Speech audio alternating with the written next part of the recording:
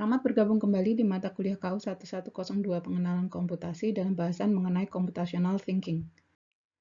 Dalam materi ini kita akan membahas secara lebih detail mengenai salah satu pilar atau karakteristik utama dalam Computational Thinking, yaitu problem decomposition atau dekomposisi persoalan. Salah satu konsep penting untuk dapat memecahkan persoalan dengan mudah adalah dengan cara membagi persoalan menjadi sub-sub persoalan yang lebih kecil, yang lebih mudah di-manage atau diatur, dan kemudian mencari solusi-solusi setiap sub-persoalan tersebut secara terpisah. Solusi-solusi dari sub-persoalan ini, jika digabungkan, akan menjadi solusi bagi persoalan yang lebih besar. Hal ini sangat penting karena seringkali dalam menghadapi persoalan, kita tidak akan dapat segera menemukan solusinya tanpa melihat ke dalam setiap aspek persoalan tersebut secara lebih detail. Bahkan jika dipaksakan memecahkan persoalan dalam gumpalan besarnya, tidak akan dihasilkan solusi yang efektif. Ini mirip sebenarnya dengan memecahkan persoalan hidup, bukan? Membagi persoalan menjadi sub-sub persoalannya tidak hanya akan membantu menangani persoalan dalam kompleks yang lebih dapat diatur, tetapi juga dapat dimanfaatkan untuk membagi resources. Misalnya, jika kita bekerja dalam tim, maka kita dapat membagi tim untuk memecahkan sub-persoalan yang berbeda. Dengan demikian, pemecahan persoalan ini bahkan dapat berjalan secara paralel. Dalam konteks pemecahan masalah oleh mesin, sub-persoalan yang dapat ditangani oleh suatu modul atau bagian-bagian program yang berbeda, kemudian akan diintegrasikan oleh modul atau bagian program yang lain. Salah satu teknik pemecahan persoalan dalam pemrograman yang banyak digunakan adalah strategi divide and conquer. Teknik ini pada dasarnya melakukan dekomposisi terhadap sub-sub persoalan secara bertahap dengan cara yang teratur dan menemukan solusi untuk tiap sub-persoalan satu persatu untuk kemudian digabungkan menjadi solusi bagi persoalan yang lebih besar. Seringkali hal ini membutuhkan pembagian persoalan secara bertingkat atau hierarkis. Strategi divide and conquer ini banyak digunakan dalam algoritma-algoritma penting seperti pada algoritma pengurutan atau sorting data lanjut, misalnya quicksort, pencarian lanjut memanfaatkan binary search, dan komputasi discrete Fourier transform. Dekomposisi juga bisa kita temukan pada berbagai persoalan dalam kehidupan sehari-hari. Contohnya di sini kita bisa mendapatkan dekomposisi dalam tulisan artikel ilmiah. Dekomposisi ini menyebabkan kita dapat membaca artikel ilmiah dengan mudah, mencari bagian mana yang penting dan bagian mana yang bisa ditunda untuk dibaca.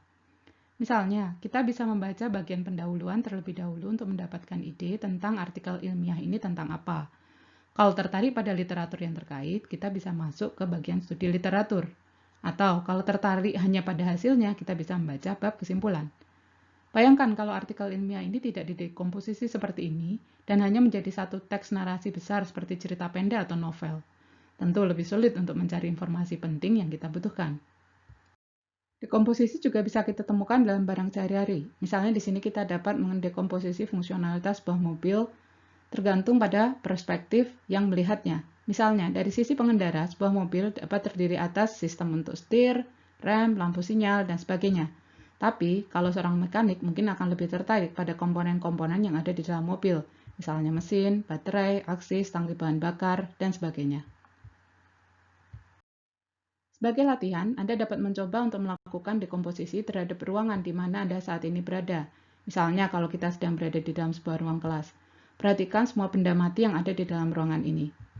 Diskusikan bagaimana melakukan dekomposisi yang tepat untuk menggambarkan ruangan ini. Hal ini bisa dilakukan berdasarkan perspektif yang berbeda, misalnya terkait jenis objeknya atau fungsinya, dan ini juga dapat dilakukan secara bertingkat.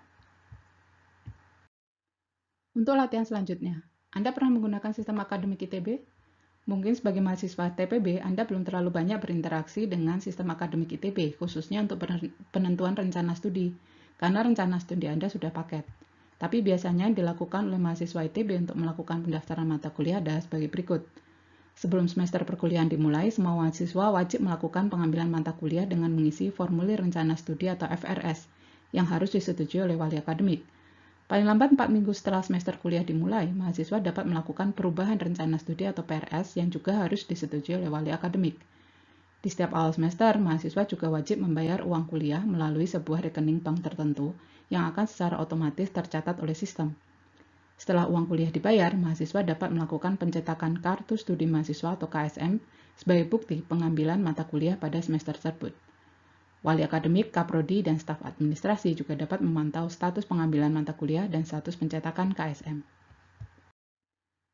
Diskusikan dekomposisi modul-modul beserta fungsi-fungsi yang perlu dibangun untuk mengimplementasikan sistem informasi akademik tersebut. Dekomposisi ini dapat dilakukan dengan menggunakan berbagai perspektif, misalnya dari sisi jenis pengguna, dari fungsi-fungsi yang dilakukan, berdasarkan waktu di mana fungsi-fungsi tersebut dijalankan, dan sebagainya. Terima kasih telah menyimak. Pada bagian selanjutnya, kita akan membahas mengenai pengenalan pola atau pattern recognition.